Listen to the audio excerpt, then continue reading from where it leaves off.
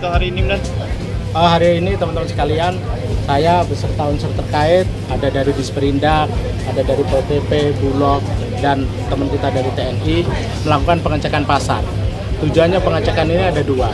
Pertama adalah mengecek apakah stok itu cukup untuk menjelang perayaan Natal dan Tahun Baru. Yang kedua adalah apakah ada harga lonjakan pada saat menjelang Natal dan Tahun Baru. Dua hal itu yang kita cek.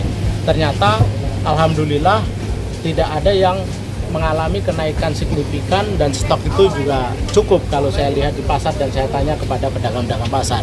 Cuma ada satu jenis produk aja yang naiknya agak sedikit tinggi, yaitu telur. Harga telur biasanya 38 naik menjadi 44, relatif variasi antara 43, 44 dan 45. Namun demikian itu adalah kenaikan yang masih bisa masuk toleransi.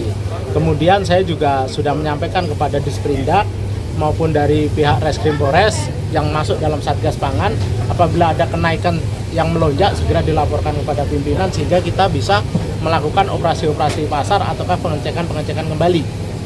Jangan sampai nanti menjelang Natal dan Tahun Baru ada kelangkaan bahan makanan maupun harganya terlalu tinggi yang dipermainkan oleh para distributor ataukah tengkulak-tengkulak.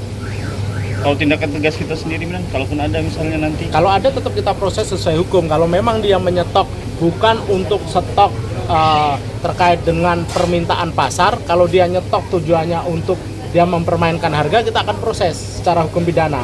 Tetapi kalau dia stok untuk menjaga jangan sampai kekurangan bahannya, itu bisa ditoleransi. Sebatas harganya tetap sewajar-wajarnya. Itu yang kita antisipasi mulai sekarang.